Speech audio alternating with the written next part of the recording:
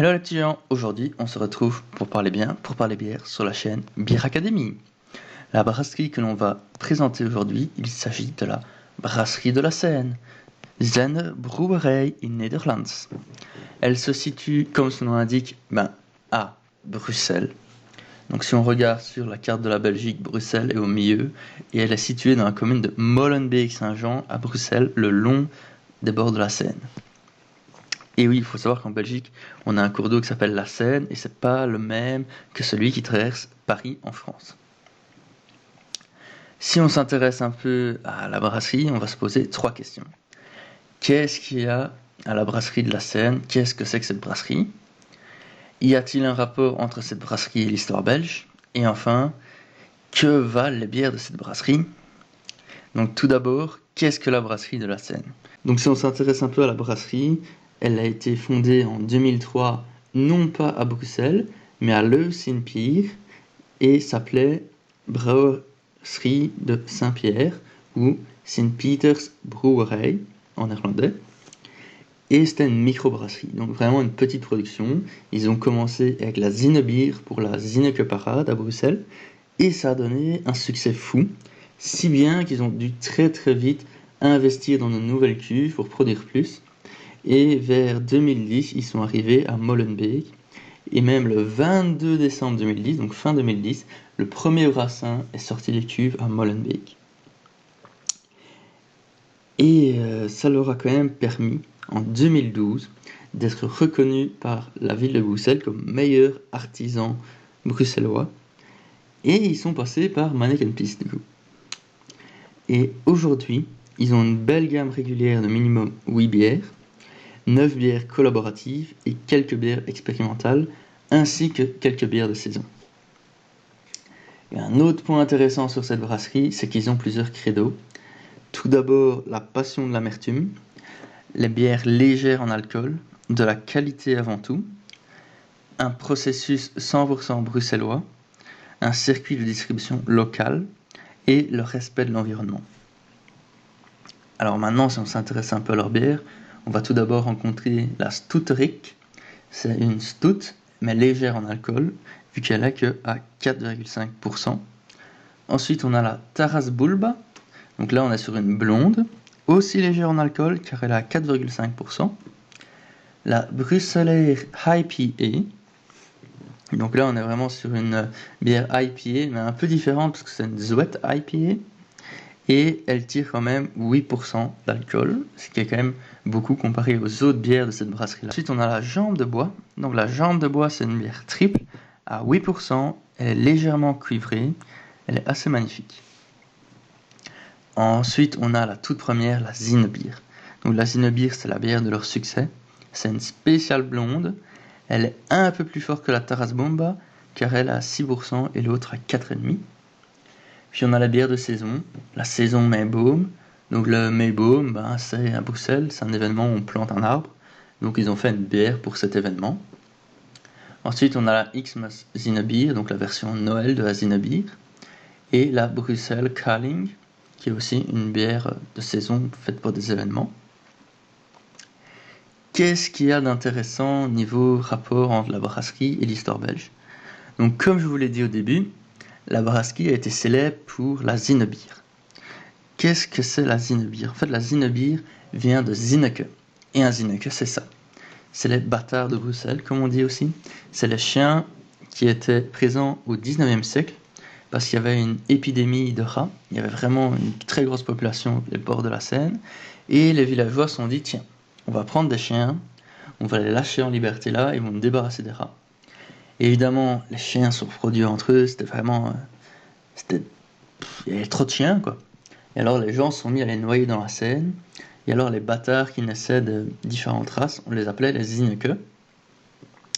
Et aujourd'hui, il y a toujours le petit mythe du Zineke, parce que on a la Zineke Parade, qui regroupe 2500 personnes à Bruxelles, et à la fin de la Zineke Parade, on a l'élection du plus beau Zineke de Bruxelles. Donc ouais, il n'y a que en Belgique, je pense, qu'on peut inventer un événement pareil. Mais c'est normal. Alors maintenant, on va s'intéresser à la troisième partie, la dégustation. Donc, qu'est-ce que valent les bières de la brasserie de la Seine? Au niveau de la bouteille, niveau visuel, on voit qu'on a affaire à une très belle bouteille, assez recherchée. Et vu qu'on est sur une Black IPA, évidemment le fond est noir.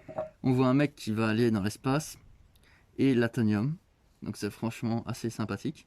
Et alors cette belle petite capsule de leur brasserie. Donc une fois servi, on voit vraiment qu'on a affaire à une belle robe bien noire. Genre là on voit même pas combien j'ai de doigts derrière. Elle est vraiment noire de chez noir. Et la mousse un petit peu brune comme ça. Elle est franchement superbe. On dirait presque une stout. Ou une porter, si on va en Irlande. Donc au niveau de tout ce qui était odeur et goût, en odeur on a vraiment le malt torréfié et un peu doublon. Après en goût, voilà, ça a ses adeptes, ça a ses non-adeptes. Par exemple, mon assistante qui était à côté a détesté, elle déteste le malt torréfié. Donc c'est vraiment pas du tout le style de bière pour elle, donc son avis va sur le côté. Mais moi je trouve qu'elle était quand même assez étonnante. C'est la première fois que je voyais une hybride entre une bière noire et une IPA. Donc on avait ce mélange doublon, mais à la fois de malt torréfié, qui était assez impressionnant et assez subtil. Donc au niveau de la mousse et de la robe, ça, à mon avis, cette bière ne plaira jamais à tout le monde, parce que c'est vraiment le mélange d'une bière black, donc du style stout, avec une IPA. Donc on ressent aussi bien le houblon que le malt torréfié. C'est assez étonnant, franchement, au départ, puis après, ça va mieux. Et au niveau de l'odeur, on a vraiment aussi ce mélange assez bien équilibré. Mais après, voilà, il faut aimer les deux, quoi. Donc un petit récapitulatif sur les notes. Au niveau de la bouteille, on lui met 8. Elle est dans le même thème que les autres. Donc c'est un peu des étiquettes touristiques pour Bruxelles, quoi. Vu qu'on voit l'Atonium, la conquête spatiale belge, qui a été quand même assez à l'image de la Belgique. Au niveau de la robe et de la mousse, on lui met la note de 8. On a vraiment une belle mousse brune au départ, et là on voit encore un peu de mousse. Et la robe qui est bien noire, c'est franchement magnifique. Au niveau du goût, on lui met 7, parce que bon, elle nous a un peu étonné, et après on n'est pas vraiment fan de ce genre-là de bière. Et après au niveau de l'odeur, là par contre je lui mets la note de 8, parce que l'odeur était vraiment étonnante et donnait envie d'aller goûter. Après voilà, je vous rappelle que les notes c'est complètement facultatif, ça dépend d'une personne à l'autre. Par exemple, mon assistante aurait mis 0. Moi, non. Donc pour la deuxième partie de la dégustation, on va s'intéresser à la brut en lice.